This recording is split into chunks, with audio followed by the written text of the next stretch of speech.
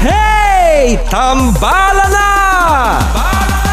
At eto na sila, ang nag-iisang masugid na tagahanga ni Nicole Yala. Chris Chuper! Kasama ang nag-iisang die-hard fan ni Chris Chuper. Nicole Yala! Mula sa Mahiwagang Burnay. Ang kwento.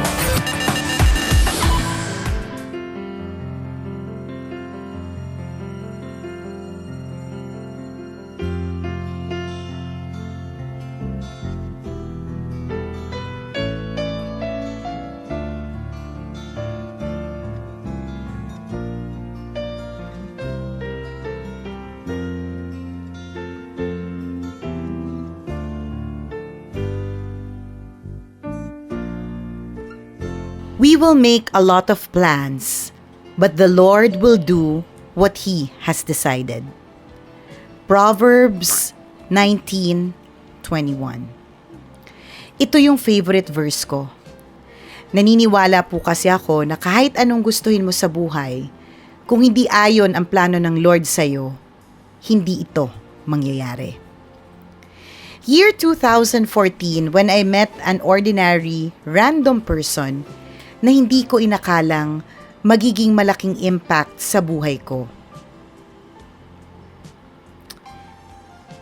Name niya is Jan. Teenage time namin noon, hindi naging kami pero alam ko sa sarili ko na siya yung first love ko. Best friend with something ang peg namin sa loob ng 3 taon. Hindi kasi pwedeng maging kami kahit na gusto namin ang isa't isa. Babae kasi ako at babae rin siya. Maaaring sa iba kaya nilang ipaglaban yung pagmamahalan nila kahit na parehas ang kasarian nila. Pero kasi ako, hindi ko kaya. Wala akong against sa same-sex relationship.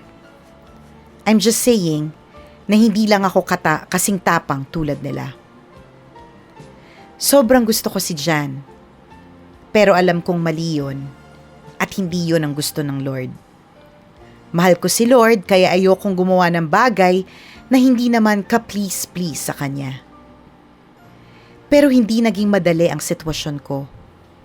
Sa loob ng 3 taon, lunod na lunod ako sa pagtatanong sa Panginoon. Lord, bakit kasi hindi mo na lang ako ginawang lalaki? Hindi ko na sana kailangang maghanap pa ng iba kung yun ang nangyari. Palagi kong ini-imagine na isang araw aamin siya sa akin. Sasabihin niya, "Uy Jay, joke lang, lalaki talaga ako. Tinitest lang kita kung kaya mo ba akong mahalin kahit ano man ako." Marami pa akong bagay na hinihiling noon at tinatanong sa Diyos kung bakit hindi niya ibinigay sa akin. Nung nag 1.5 years kaming magkakaibigan, umalis siya at pumuntang Pangasinan. Pero kahit malayo, tinuloy naming gustuhin ang isa't isa. Pero nung nag 3 taon na, doon na ako nakapag-isip-isip na ayoko nang ituloy to because I don't want to continue that love that I know na hindi ko naman kayang mapanindigan until the end. Mas masasaktan ko lang siya kung mas patatagalin pa. Marami pa kaming napagdaanan noon before we finally got separated and walked in 2 different paths. Maayos naman kami bago kami na maalam sa isa't isa. Losing her is not that easy.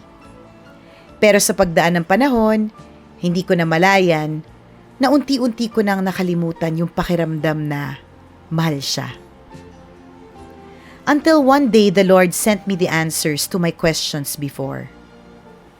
Nakilala ko si Nath, yung lalaking hindi ko siguro makikilala kung naging lalaki si Jan. Minsan, tinitigan ko si Nath, tapos bigla akong mapapabulong na, "Lord, sobrang thank you ha. Napakalaking panghihinayang kung sakaling hindi ko maranasan o naranasang mahalin ako at mahalin ko yung lalaking to."